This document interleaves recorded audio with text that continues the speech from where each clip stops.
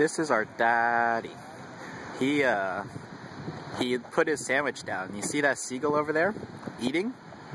That's his sandwich. He's trying to get it back right now.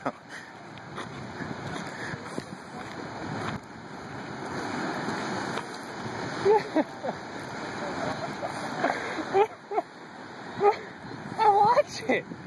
There's no food. There's no food around. What is it waiting for? Turn around and dip the sandwich like perfectly out on that road. It's lying there. Perfect for it. Hey!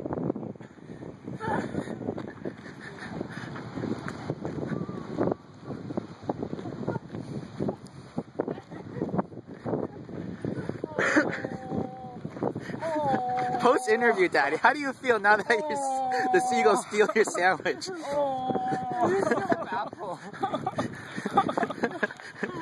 Do you care to tell us what happened, Daddy? You want to watch it eat your sandwich, Dad?